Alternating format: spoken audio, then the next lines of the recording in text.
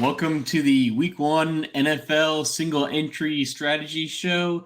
I'm here with JMtoWin from OneWeekSeason.com. JM, it's been a long time.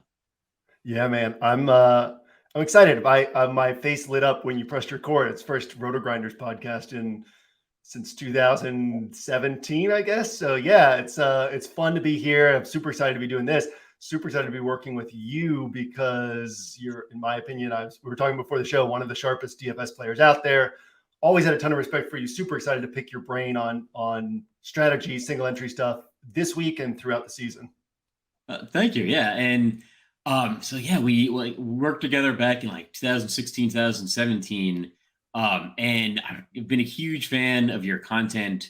Like your long form content, I think is one of the biggest edges out there in terms of NFL DFS. I mean, it's the primary like actual game players, and strategy content that I consume. And I think there's a huge edge in long form content because people tend to just want very, quick hitting things like just give me a TikTok with like the best quarterbacks or whatever, right? And like you are a novelist and you actually, you write like long form content. And I think it's incredible. So yeah, big fan of the site. Yeah, I hadn't thought about that, but there's so many topics that you really have to get 4 or 5 layers deep in DFS. And so from a writing standpoint, from a reader standpoint, you do have to be willing to kind of read that longer content that layers all of those thoughts in and pulls them all together well. And and I think that a lot of, especially as like DFS starts to get younger and younger, right? Over the years, more and more young people will come in and they're less and less used to reading long form content. I think that that's an edge to have that. And then also just from a deeper standpoint, just the idea of focusing on strategy instead of plays. We were talking before the show about like just player picks. And we were saying like, we'd be happy playing against somebody who has the best play week in and week out, because if you just have the best play, but you're not putting it on the best roster, if you don't know how to put together a winning roster, you don't have an edge. And so that idea of like putting yourself in position to learn all these other layers of DFS, which obviously any of you watching the show, that's part of what we're going to be doing throughout the season. It'll be, we're going to record on Fridays. I don't know. I'm guessing it's coming out on Fridays or Saturdays, the show, but we'll be focused on that week's slate and single entry, but also kind of talking theory and strategy and yeah, hopefully learning from each other about how to be better DFS players. Yeah, and that's actually transitions really well into single entry because I think it's one of the most exploitable contest types that are out there. Like I around RotoGrinders, I'm kind of known as like the live final guy, and a lot like people ask me, well, what is it about live finals that you love? A lot of times it's just that I've won a bunch of seats to them in like single entry qualifiers, and I single entry as like looking up my ROI for like baseball this season on DraftKings. It's triple digits, like double digits is good, like 10% on single entry, or on any kind of contest, in terms of profit is great. Like my ROI for baseball for DraftKings and single entry contests, like single entry GPPs, is like 120%. And I looked it up last year. I put like $20,000 into single entry DraftKings GPPs for NFL, had like a 30% ROI. I mean, that's a lot of money. And I looked on FanDuel, it was like 230% ROI. I mean, and obviously that comes from like winning one of like the single entry GPPs.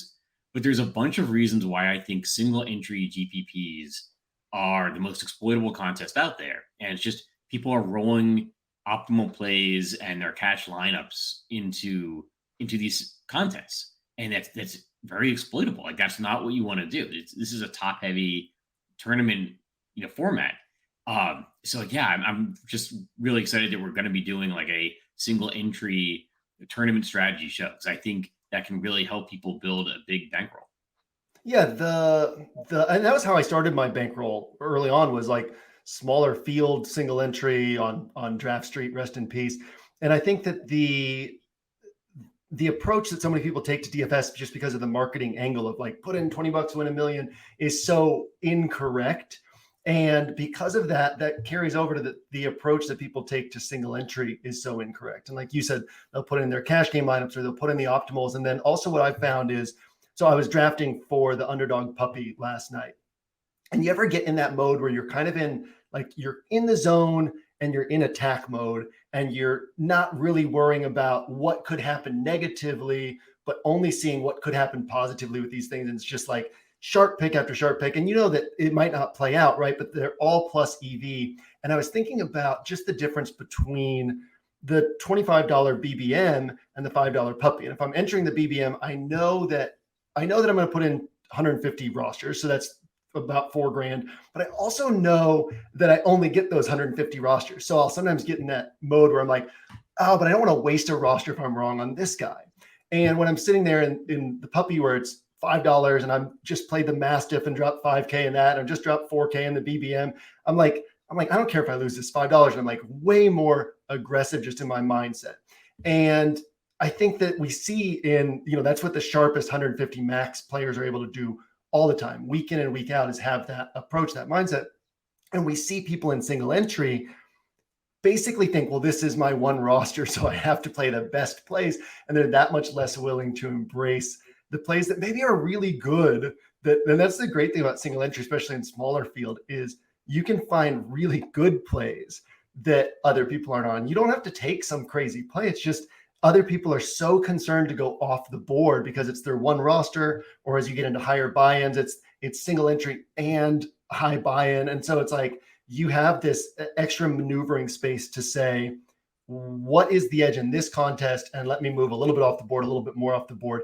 But there's an edge in these contests that is more predictable and more bankable than in large field. Because in large field with 150 max players, you know that all these different bases are going to be covered. In single entry, you know all these other bases are not going to be covered. You have so much to choose from to say, okay, do I want to pick this great spot over here that people aren't on, this great spot over here? Do I want to build around this game in a particular way that other people aren't building around it?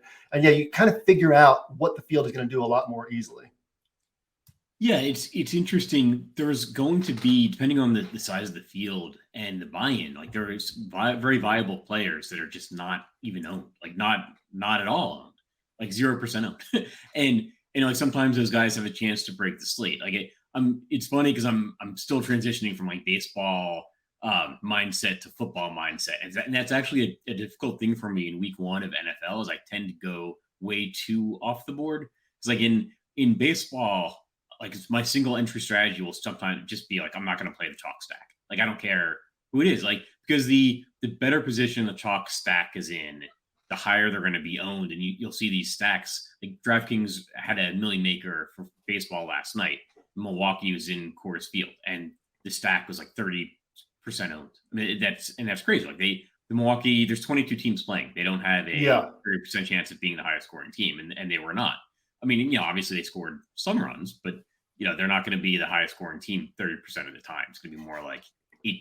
If there's 22 teams, but I'm so contrarian in baseball that then when football season starts, I'm like a little bit too contrarian. And I think that that's kind of where you need to find like the sweet spot is like in baseball, I'm just satisfied like throwing out all the chalk and saying like, all right, my single entry team is going to be a team that doesn't have, two stacks that are not the highest owned stack. Football, I don't think you necessarily need to like automatically, throw out the top owned quarterback or even throw out the top owned defense, depending on the situation. I'd probably be much more likely to throw out the top owned defense. Right. That scoring, can be very variable, right? But like, yeah, a lot of times, like if Patrick Mahomes is the top owned quarterback and he's got like the highest point total, like the highest like implied point total, like, yeah, maybe I want to stick with Mahomes, but maybe I'm not going to pair him with Travis Kelce. Yeah. And I think that two of the things in there, one of the things was when you were talking about the just being contrarian in MLB, it made me think about Jonathan Bales used to say that DFS is not about scoring the most points. It's about winning. And when I would look back when I was playing MLB day in and day out, all of my biggest wins, all my qualifier wins, all my first place finishes, all my big cashes were all slates on which my winning score was lower than the typical winning score. So it wasn't like I was out predicting the field and just getting this banging stack that nobody had. It was that I was on different things than the field was on. So on the days where everything fell apart for the field, I was now in position to benefit from that. And then the other thing that was making me think about was, you might have seen this today in the Angles email if you get that, but every week at OWS, I send out an email that kind of breaks down the strategy on the slate. And I think that this week, let's talk about this week for a moment, because it's unique and it's interesting. This piggybacks off of what you were talking about. I'm very curious your thoughts. Is what I was saying was we have two factors in play, and that is we have two games, the Vegas and Chargers game, and then the Chiefs and Arizona game, where the over-under is so much higher than everything else. It's 52 and 53.5. And then 9 of the other 13 games are at 45 or below. But on the flip side of that, week 1 lines are inherently less predictable. And every year there's going to be 1 or 2 of these lower total games that are much higher scoring than people expect.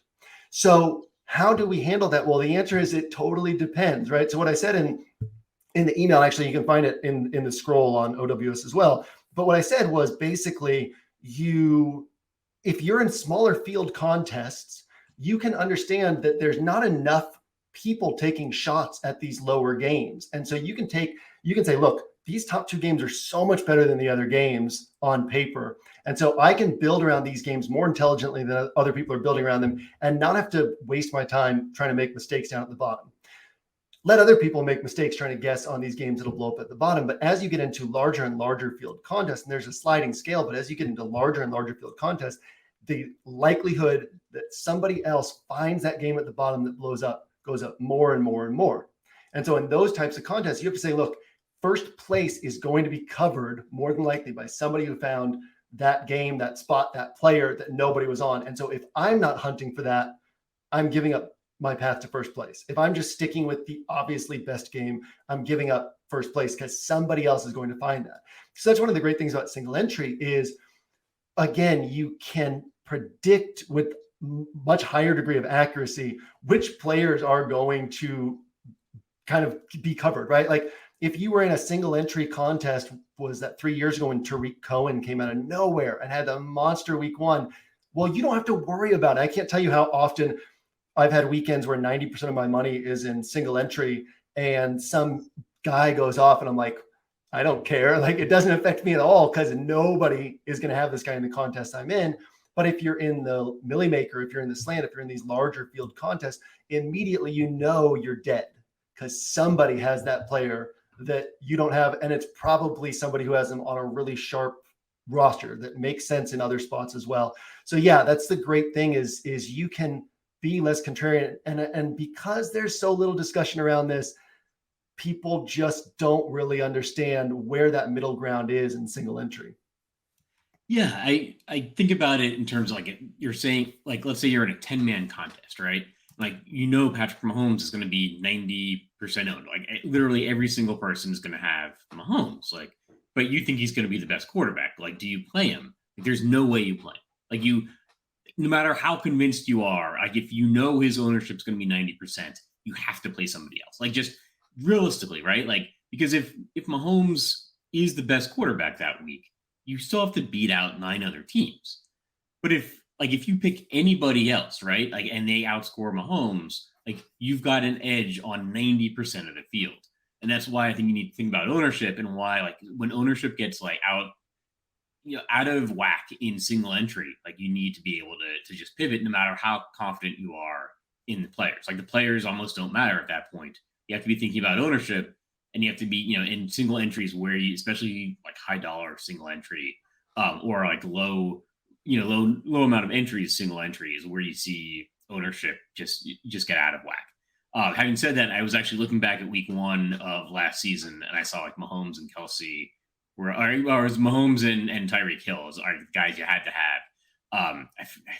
Oh, well. But like guys kind of developing these thoughts looking at this week. And then I was like, well, what happened like week 1 of last season? And that's the hardest thing about NFL from a mindset standpoint. Like if you're watching this and you only play NFL, and I only play NFL at this point because the reason I started OWS in part was because I wanted to have an extra 4 months of the year to focus on writing. So I kind of work on OWS 7-8 months of the year. I work on writing the rest of the year. And so I'm either working on OWS or playing NFL DFS or writing. So I'm not playing MLB anymore. So if you're in the same boat as me, one of the hardest things is you have a bad weekend and you have to wait a whole another week for another slate. And you can play showdowns and you can play afternoon slates, and you can do all this stuff, but that concept of having to wait another week. And so that can make you play a little bit tighter. Like it can make it harder to be like, I'm going to move off of these quote, obviously best guys. And then also it makes it harder when the mathematically smart thing to do is, for example, not play Mahomes and Tyreek Hill, but they hit, right? And then you have to wait a whole week to take another shot on guys that other people aren't on. And so once you kind of understand the long-term view and the basically the expected value breakdown of what you're doing, it becomes so much easier to be like, well, shrug it off, right? Like that's going to happen sometimes. These high owned guys are going to hit because they're good plays, right? They're good plays. That's why they're high owned. It's not like we're saying they're bad plays. We're just saying the field is overestimating the chances of them hitting. So John gave the example of Mahomes on 9 out of 10 teams, right? If he's 90% owned in this contest, you don't have to find the guy who's, you don't have to find Nick Foles filling in and hope he has a good game, right? The thing is, yes, Mahomes might have the best shot at the best score, but maybe Justin Herbert has the second best shot at the best score. And Mahomes is, 9% likely to have the best score on the slate, and Herbert 7% likely to have the best score on the slate. So when you take those factors and you say, well, if I'm getting a 90% to 10% ownership gap, and the difference in chance of them hitting is 9% to 7%, well, now I'm making money over time. It doesn't mean Mahomes isn't going to hit. It doesn't mean you think he's in a bad spot. You might think he's in the nut spot. You might have had a dream where your great-great-grandmother came to you and told you that Mahomes was going to have the game of his career. You still don't play him because just the math doesn't make sense at that point. And that's where the thinking has to come in of like, that if we stop thinking about DFS as a game of picking players and start thinking about DFS as a game of how we put those players onto rosters, we gain so much ground on the field. And again, especially in single entry where you're competing against the people who have the biggest edge can still only put in one roster. So the smartest DFS players, the sharpest DFS players, they can still only put in one roster. They can still only cover those 9 bases on their roster. And so that just leaves so much opportunity for messing around with them because you know that most of the field is just going to congregate on these spots. I'm curious your thoughts on any of that, but also I wanted to ask you, is there anything in particular that you do for single entry ownership projections in your mind or on paper or anything to kind of get like a sense, or is it just by feel of oh, this guy's chalky, he'll be even more chalky in single entry? It's just by feel. And then that's literally exactly what it is I if this guy's chalky, I know he's going to be more chalky in single entry. And I think there is the mindset of like from the most beginning player to the most advanced, like there is that feeling in single entry, well, I only get one lineup, right? Like I don't want to waste this lineup. And so like if this guy is projected really high, I just can't fade him. And then you get these guys that are like 80% owned in smaller field.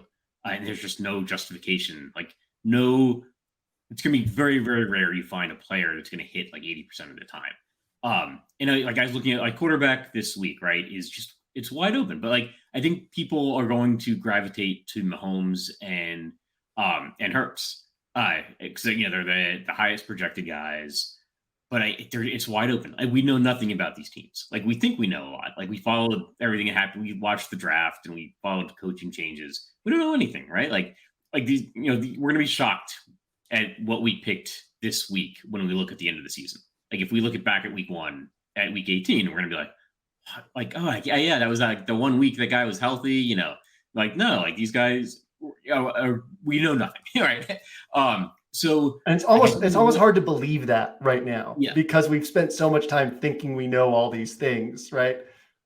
And then again, 4 weeks from now, we're all going to feel like idiots about so many of these things.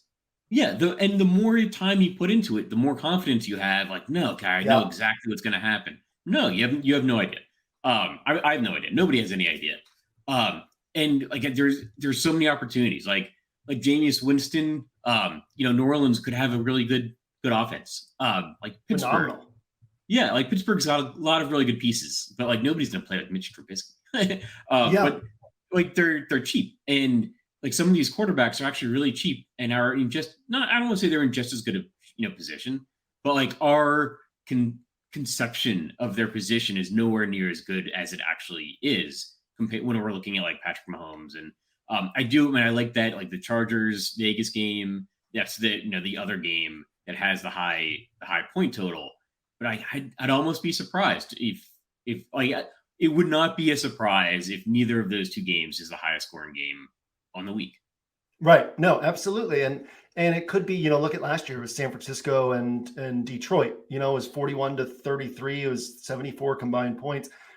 And if you played that game, TJ Hawkinson put up a monster game against this tough 49ers defense, then you were sitting pretty. And again, if you're in like a limited entry single entry contest, smaller field single entry contest, you probably don't have to worry about finding that game. But you just have to think about what is everybody else congregating on and do things differently. When you said that about how little we know, I don't know if you remember when I used to write the week 14 in which such and such articles at RotoGrinders, would feature them on the homepage, and I'd have a little story at the beginning and then tie them into plays. And the very first article I ever wrote in 2014, the whole focus was on how little we know in week 1. And maybe it was 2015. And that was when like all the stuff was going on with, is DFS a skill game and blah, blah, blah. And I got talked to at RotoGrinders about like, well, we can't really take this exact angle because if we say that we don't know what's happening, it goes against the argument that it's a skill game. And that was, 2014, 2015 thinking, where it was like, the skill is predicting the players. And so if we say we don't know what's going to happen, then that's like saying, well, you guys are in making these decisions, and lawmakers, whatever, are correct. It's not a skill game. We don't know anything. And realistically, obviously, our thinking has developed industry wide, but realistically, that is the edge, is saying that is what makes it a skill game, is the ability to say, we don't know. And how do we benefit from that? And then again, this balance of how far down that path do we have to go in the contest type that we're playing? And I think also, one of the things I would encourage if you're watching this, there's a tendency, DFS is aspirational in a way. You watch somebody and you're like, I'd like to be home all day and do sports stuff and like play DFS. You see Squirrel has 50 plus live final appearances, and you're like, I want to do that. And so the tendency is to then try to do that. It's to try to enter everything and be like a full-on DFS player. But there's nothing wrong with finding what you're really good at and sticking to that. I was talking about this on a podcast yesterday on OWS. My first year playing, I probably won like 120 to 140,000 in MLB on Draft Street and DraftKings. And I probably gave back about 50K of that on FanDuel. That was when FanDuel was single pitcher and the scoring structure was different, and it was not for me.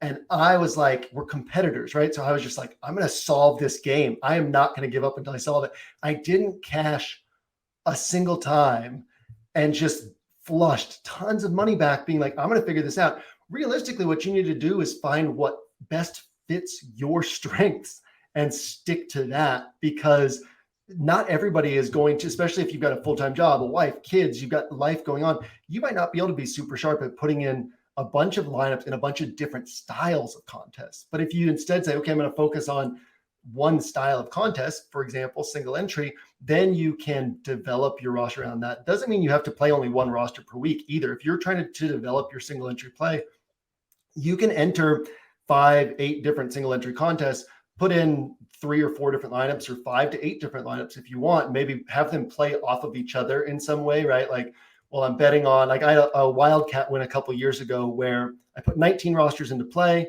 and I was betting on the Jags passing attack in that game. So I had like 7 rosters that were built around the Jags passing attack. But I was like, okay, if this bet fails, then what hits as a result? Well, if this bet fails, then that's probably because Fournette's having a bigger game. It was Jags and Titans. So I figured points were going to be scored. So I had Fournette on like 3 or 4 rosters. And that was the reason that I won that week. Wasn't because I was betting on the Jags passing attack, but because I was also betting on how I could benefit if I was wrong on that bet. So you can do that with your single entry, right? You can still put in multiple rosters and be like, okay, let me play these rosters off each other a little bit, but just focus on something and find something that you can be really good at and then branch out from there. There's nothing wrong with not trying to be Squirrel and like win qualifiers and single entry and all these other contest types in a single week. It's not everybody has the time to do that. Not everybody has the mindset to do that. So find what you're good at and then develop that and then keep branching out from there. Yeah, bring up a couple of good points. I think like the differences in, and I think it's actually very relevant for single entry, the differences between the two sites, not just in terms of scoring, but in terms of salary cap. You see like FanDuel, running quarterbacks are much more viable, I think, in FanDuel. And because you're not getting points per reception. So the overall scores tend to be lower. So like so those rushing yards are even more important. And no 3-point bonus for the 300 yards. Yeah, that's huge. Yeah, and then you get the 3-point bonus on DraftKings for 300 yards. So like I like you'll look at like maybe a Matt Ryan or a Winston that's gonna have a shot at 300 yards, but that's much more valuable on DraftKings, where those guys are like a much smaller portion of the salary cap compared to the more higher priced quarterbacks on DraftKings. On FanDuel, salary is much softer. It's like you can afford to pay up at quarterback much more often. Like I feel like I always see like lower priced quarterbacks on DraftKings hitting, whereas like higher priced quarterbacks on FanDuel. And like I tend to gravitate way more to the high priced quarterbacks on FanDuel because I'm just getting more, even like single entry or 150 max. Like I'm getting much more bullets like in 150 max with the higher priced quarterbacks because I don't need the salary that much on FanDuel. Yeah, and a quick note here too. I want to throw this in there. You said the 300 yard, the types of passers. Kirk Cousins, if we take last year's stats and just divide it by week 1 salary, Kirk Cousins is the most underpriced quarterback on DraftKings this week, in terms of like point per dollar production, what he did last year, what his price is week 1. That's because he can get those 300 yard bonuses. Over on FanDuel, less valuable because he's not getting that bonus. He's not getting the points in the same way. Yeah, and like everybody loves like Justin Jefferson, like Dalvin Cook, like Irv Smith, like Adam Thielen, right? Like the Vikings have a great offense, but I don't want to play Cousins, right? Cousins. Like, I'm not gonna play Cousins. Like why if you're gonna play all these guys, you can't love all those guys. And not love Cousins. Yeah, I mean that's one of those games like Minnesota, Green Bay. We don't really have any idea what's going to happen. Like that game could easily be the highest scoring game in the slate. Oh yeah. We don't know like what Green Bay is going to look like. We don't, Minnesota's offense could look very different this year. And I think the piece that everybody's going to gravitate to is Justin Jefferson and maybe some Dalvin Cook, but why not Kirk Cousins? And some of the more peripheral wide receivers, or just play Cousins with Jefferson. Like that's going to differentiate your lineup. It's going to give you a different salary structure than, especially in single entry. Like that's going to give you a different salary structure from all the other single entry lineups. Yeah, I'm excited to talk too as we get deeper into the season about the idea of salary structure, because when we shift over from thinking about predicting what's likely is to happen and instead looking at how do we take advantage of what could happen, the way I see it is every time I get something right, I want to make sure that I'm maximizing like the amount of the field that I'm cutting out with that bet.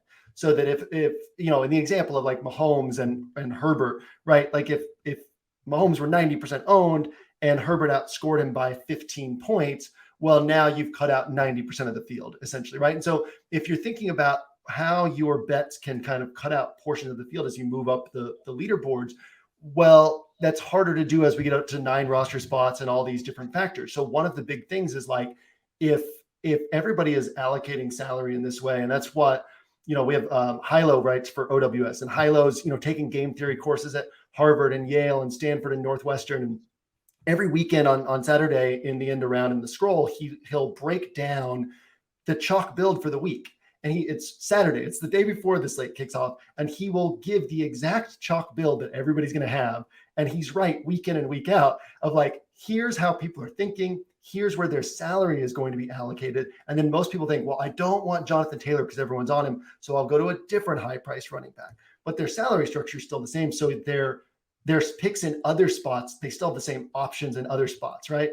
If you start your roster from a totally different place than everybody else, from a salary structure standpoint, all of a sudden you have a different roster than everybody else. And so if things start breaking down for that roster, then things are coming together more and more for your roster. And like I said, You don't have to be the highest scoring. You don't have to put up the 270 point score that nobody can beat. You just have to have the score that nobody can beat that week. And a lot of times that's about what everybody else is going to falling apart. Yeah, as I literally right before the show, and just so people know, we're recording this on Wednesday this week. I think our goal is to be recording this on Thursday and Friday as we go forward, and so we'll probably get a lot more into like the specifics of that particular week in future shows. But I was just taking an initial look at the slate and thinking, I think people are going to spend down at wide receiver. Like you've got Michael Pittman, it's like really affordable. I think 5,500. That's just a silly price. I think a lot of people are going to be able to then fit in like Jonathan Taylor if they're using cheaper wide receivers. There's no real running back this week that's like a screaming value, which in a lot of weeks we will, especially as we get farther into the season. We'll have like screaming value running backs that are mispriced because of injury. But I think if you spend down at running back this week, there's still some good viable options, especially once you consider we know nothing, right? We don't know anything. And then if you are spending up at wide receiver, I think you're going to get much different. I think like anything at tight end, right? Travis Kelce and Pitts are probably going to be very highly owned.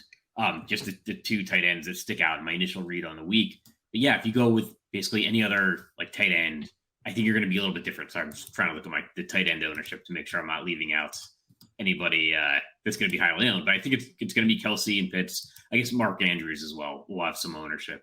And then just got to tweak the defense. Like defenses, I think in single entry for football are probably the easiest and most efficient way to differentiate. Unless there's a massive weather edge or some kind of massive like rookie quarterback going into a bad weather game against a good defense. Because the defensive scoring is just so random, right? You can see some situation where you think the defense is going to obviously obliterate the opposing quarterback, and then some other team's defense runs back 2 punts, and that's the defense you had to have. Yeah. I remember a qualifier where I needed the Panthers. It was when Sunday night games were still included on the main slate, and I needed the Panthers to score 2 points for me to win the qualifier. And it was back when the Panthers defense was good. They scored 10 to 12 points every week, and they got 0 points that game, right? You don't know with defense special teams, especially week one, where there's so many unknowns and nobody's playing their third option at quarterback, right? Everybody's playing their best guy. Everybody's healthy. And so we're that much less likely to see one of these games where somebody is just making dumb, like Chicago is 2,200 this week on DraftKings. And there's a lot of sharp people. Hilo's brought this up. There's a lot of sharp people who are placing bets on Trey Lance leading the NFL in interceptions this year, right? Like nobody's going to want to go to Chicago at 2,200, but they're a home defense. They're 2,200. How much can they hurt you?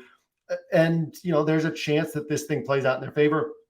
And when people are kind of going to what feels like more certain stuff, you can kind of look for stuff like that and find the places to be different. I think defense is an interesting one too, just because, like you said, there are situations where we can get in this habit of saying defense is unpredictable. And then it's like Matt Schaub is starting against a good defense. And you know that there's going to be points scored, and you have to kind of take advantage of that. You don't have to be different everywhere. You just have to find a handful of buttons that you're going to push that make your roster really different from whatever else is out there. Yeah, actually, it brings me back. I used to run correlations on projections from different sites, like for my own personal use. I was looking at like correlations at different positions for NFL across like the industry wide projections. And week one, I think it was 2 years in a row, the week one defensive projections across the industry were negatively correlated to the actual score, meaning like the higher projected the defense was, like the better chance it had a lower actual DFS score. Because we don't know anything, and that's a great point. Like, and that's actually two things. We're never going to see like less injuries in week one of the NFL season. Probably never going to see better weather either.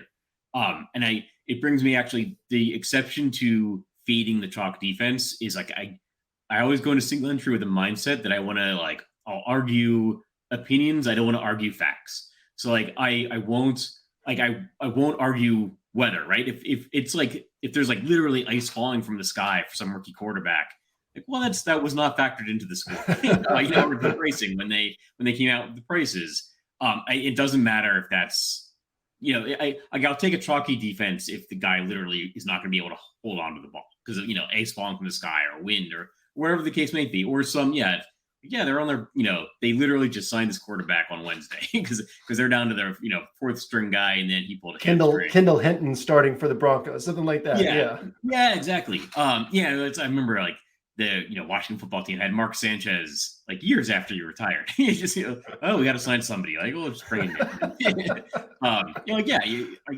He actually might not have had that bad of a game now that I think about it. Put me in, coach. I'll play. Yeah. But I think defense is highly variable. But I don't want to argue against like facts. Like, if it's just a fact, like, this guy's, it's his first NFL game in 3 years, and he was signed midweek. Well, but like, if it's an opinion, like, well, I think this team, I think Washington's got a really good chance against Jacksonville. Like, well, that's your opinion. That opinion should not be like 15% owned. Yeah. Have you ever seen the Pixar movie Inside Out? Yeah. And it says they're on the train of thought. He says all these facts and opinions look so similar. Yeah, exactly. I mean, people conflate those two, and they're like, well, this guy sucks because of these stats that I looked up, and it's like, well, those stats prove that he's performed poorly in the past. We don't know, right? These stats show that Tom Brady should be a 6th round draft pick, and isn't going to make it into a second year in the NFL. We don't know these guys as humans. We don't know their situations. We don't know the situations they're being drafted into. And we can kind of take those preconceived notions, those biases. I think that helped me a ton in MLB early on.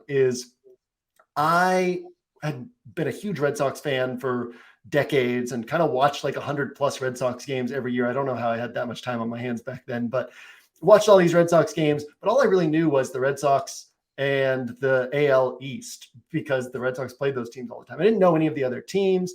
And so I had to come into DFS from a research standpoint with no biases about these other players. This guy's great. This guy sucks. And so I was just taking the stats and doing the research and doing what was kind of the sharpest by the numbers plays. And every day it would be differentiated from what everybody else had. Whereas once we get into something like NFL, where we've all poured so much time into fantasy and read all this content and watched all these clips, and we know all this stuff, it becomes that much harder to say, oh, maybe this guy is great. Maybe this spot is really good. And even things like, I talk about how our perceptions of players are formed. Clyde Edwards-Hilaire's price stayed so high for so long, and his ownership remained so high because that first game of his, he had first round draft capital, which at the time everyone was like, really, a first round pick? Had first round draft capital attached to himself. His first game, national TV, had a big game. And I think it was Sunday Night Football, and it was Collinsworth, but whoever the announcer was kept talking about how great Clyde Edwards-Hilaire was. And that stuck in everyone's minds. And you got a guy like Chris Carson or Elijah Mitchell, and people are always waiting for that guy to be replaced by some other running back on the roster, because they're like, well, he's 6th round pick, 7th round pick, undrafted free agent, whoever these guys are. And it's like, this guy's not really that good. Eventually he's going to get replaced. And they all trim Elijah Mitchell, the only player who had a better, no player on DraftKings had a better point per dollar production based on their week 1 price and last year's scoring than Elijah Mitchell. And who's going to play like, he's a 7-point favorite, something like that, against a bad defense. And nobody's going to want to play the guy at 5,400. And then everybody's going to play all the 5K wide receivers instead. And we also think too much about positional stuff. If we look at kind of where scoring comes from, DraftKings pricing is sharp. The point per dollar production on the 8K wide receiver overtime is going to be the same as the point per dollar production on the 8K running back. So stop thinking as much about, well, I've got to get the high priced running back, I've got to do this, that, right? If everybody else is on high priced running backs, maybe you go Elijah Mitchell and Miles Sanders. That roster, I've messed around with some Elijah Mitchell, Miles Sanders rosters this week. As soon as you do that, the rest of your roster is different. And as soon as you do that, your feeling is, these are my running backs. And if you have that feeling, you can identify it and recognize that everybody else has that feeling too, especially if that's their one roster. They're like, I don't want to roll with Elijah Mitchell and Miles Sanders on my one roster. But, over time, those decisions make you a lot more money. Yeah, actually, kind of like Edwards-Helaire as a running back, especially in single entry. I noticed he was absent from the 1 week season recap of that game, or like the write up of that game. I was like, I don't know exactly what his situation is, but I'm like, I think that Kansas City is going to be highly owned, in tournaments. And And nobody's single going to have entry. him. Yeah. Yeah, and so what if that game's a little bit slower paced because they just keep running the ball, or if he just gets the touchdowns, right? Like If he just Mahomes gets and the Kelsey. touchdowns. Exactly. Yeah, so like I think playing like running back differentiators is really big because they get the touchdowns. So like if people want the Philly game, right? They want Eagles, they want Jalen Hurts. Like, well, what if Miles Sanders gets the touchdowns? Like I think Sanders was the guy last year, right? He was like allergic to touchdowns. Oh, but what if? I mean, yeah, it was, it's week 1. We know that nothing. That was last year. What if Sanders gets 2 touchdowns, and then you're knocking a bunch of Jalen Hurts teams down because Sanders is getting touchdowns instead of those combo punches is what I call them, is where you're like, you're not just taking Miles Sanders because you think he's a good play. If Miles Sanders hits, he doesn't just help your roster, he hurts other rosters. If Clyde Edwards-Helaire hits, he's helping your roster and hurting a ton of other rosters because you're going to have a lot of Kansas City players on other rosters. And so it's fine to find the value guy that people aren't on, but if all you're getting is that guy's points in a vacuum, then that's way less powerful than finding the value guy that people aren't on, that's on a team where everybody's on that guy's teammates, because we're trying to get first place. I think that's probably a pretty important thing to stamp down here, is that that's a style of thinking you have to have in DFS tournament play. So many people think about what gets me in the money. But if you're going to do that, go play cash games, right? First place is where all the money is in tournaments. And so once you shift over to that, you're saying, okay, I'm playing for first place. If this guy fails, well, that's fine. I wasn't getting first place anyway. But if this guy hits, he's helping me and hurting all these other rosters. Yeah, Clyde Edwards-Helaire, he's one of those, I know too much to play him. But then when you talk about the theory behind it, it's like literally all he needs is the touchdowns. You know who I like this week? Josh Jacobs. Speaking of us not knowing anything, right? Zamir White is probably not going to step in week 1 and get all these touches. We've seen the Garrett Blount heavy touchdown roll with Josh McDaniels. We've seen the Damian Harris heavy touchdown roll with Josh McDaniels. Everybody's betting on this game blowing up. What everybody thinks about is, oh, well, if it's a shootout, then Jacobs is getting fewer carries. I don't care about carries. I don't care if he's getting 60 rushing yards instead of 80 rushing yards. If there's a lot of touchdowns being scored, there's a chance that the Raiders keep getting down inside the 5-yard line and Jacobs scores 3 touchdowns and he's 1% owned because all the narrative has been like, well, we don't know if he still has this role.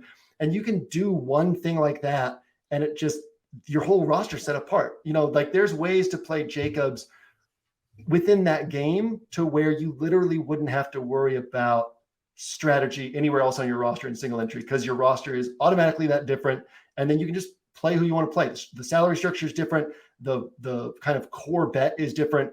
And then you can just play your favorite plays from there. And like thinking about touchdowns, thinking about where those points come from. I mean, there's so many like roots level things that we should be getting down to when we're building our DFS rosters that most people aren't. And again, it's one of the cool things about single entry is it forces you to focus on one roster at a time and think through all the layers so that ideally, you're kind of learning these things week in and week out and then putting together a better roster. And you can start expanding that into more builds, but it kind of forces you to become a better DFS player.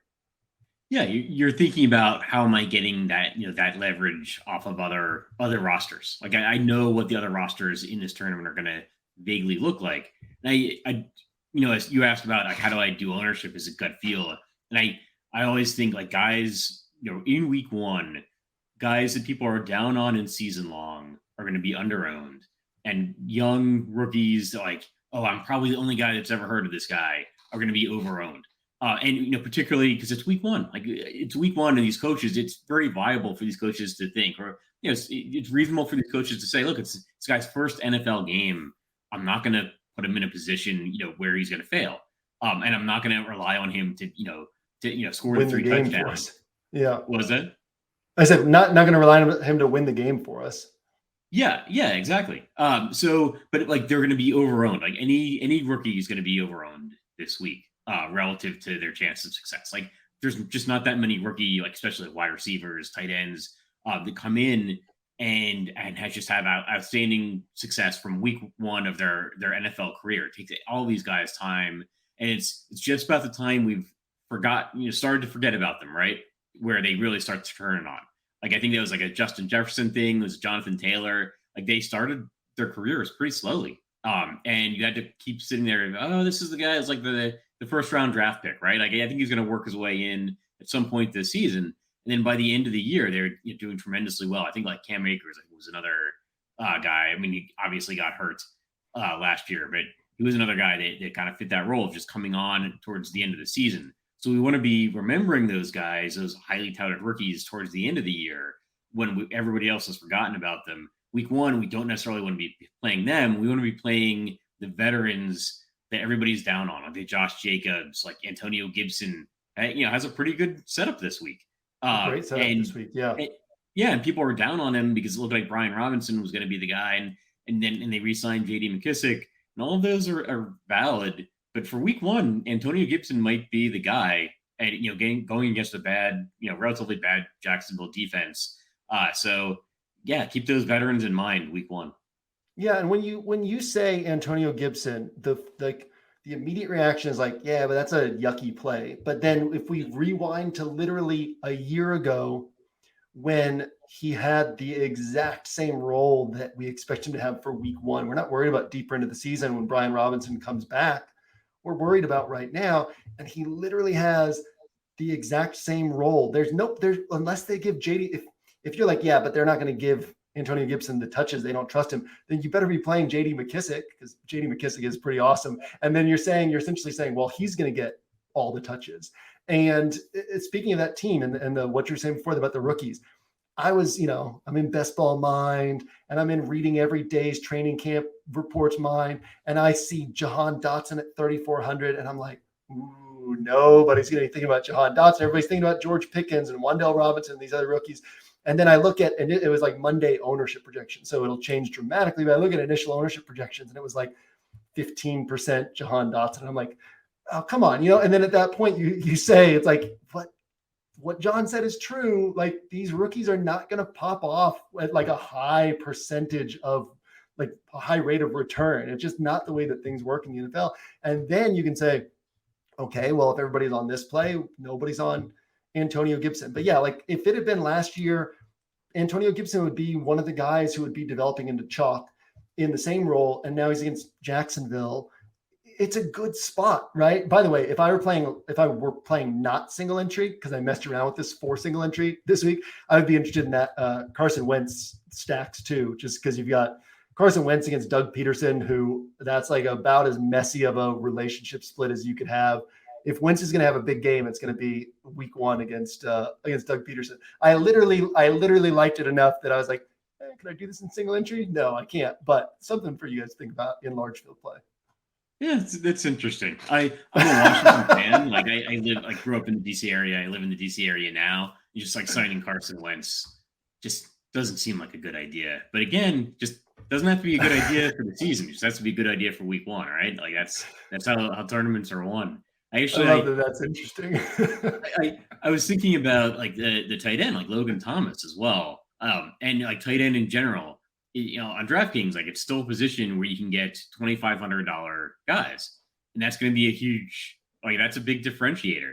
I think the people are going to be gravitating towards the well-known, higher-priced tight ends. Like if a guy's 2,500 and gets a touchdown, gets a few catches, like he can put up a single-digit score as long as the high-priced tight ends don't go absolutely berserk. And then that $2,500 is giving you salary that like you can use to get combinations of higher priced players that other people can't get. So like if you it's like, yeah, if you want to combine like Mahomes and Jonathan Taylor and some of these higher priced guys, but instead of going Kelsey, you go like a $2,500 tight end. And there's a few of them that I think are starting this week that are 2,500. Then yeah, that's a salary differentiator that's giving you a totally different roster construction, particularly in single entry.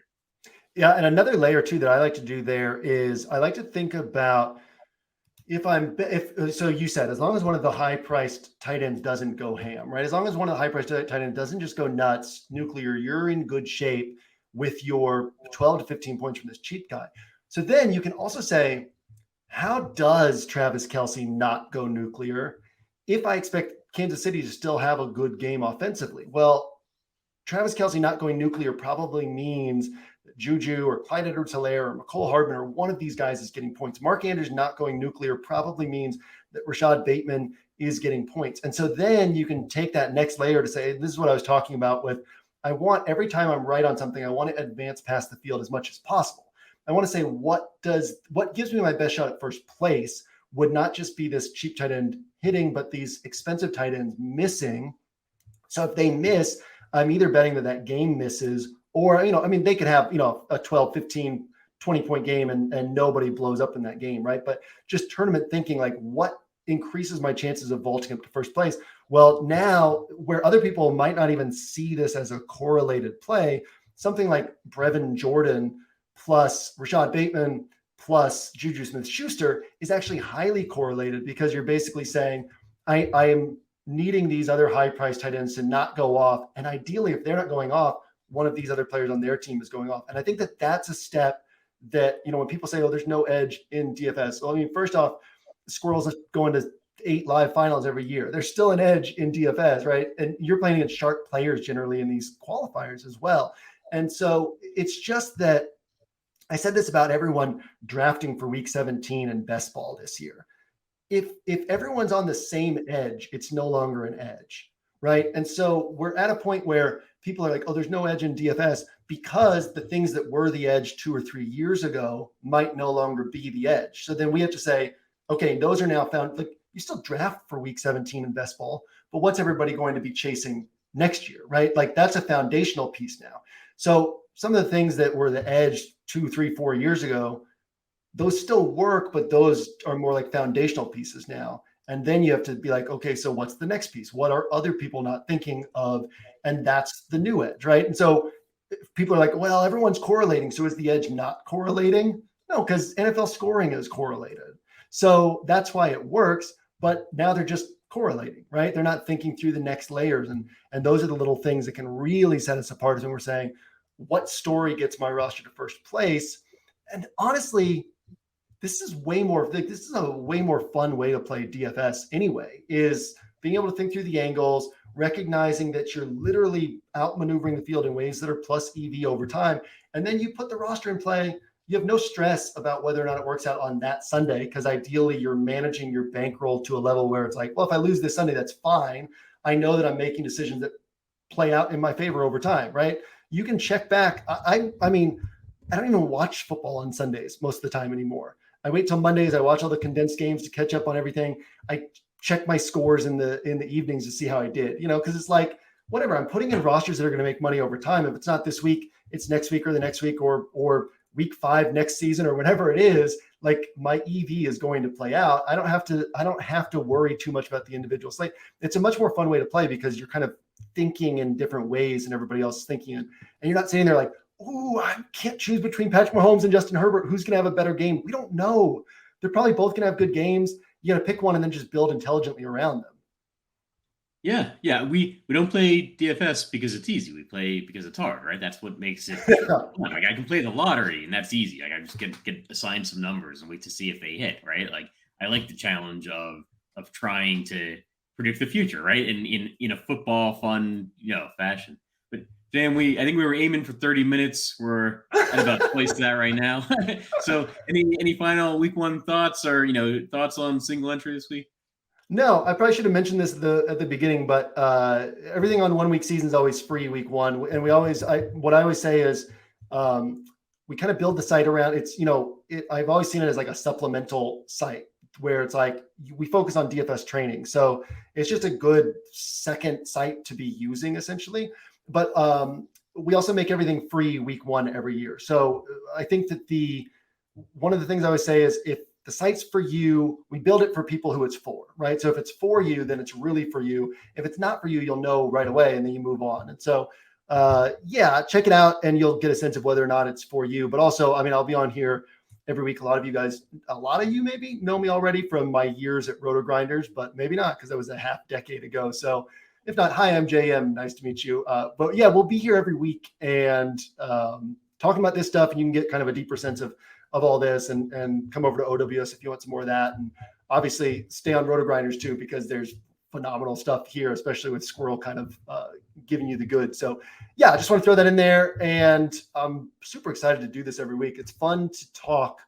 Like you said, we'll be able to dive into the weeds of the individual weeks, but it's fun to talk the theory as well and just really get in there on the strategy stuff. Cause this is, I mean, where you can become such a better DFS player just thinking about this stuff. So yeah, man, I'm looking forward to it. It's going to be fun.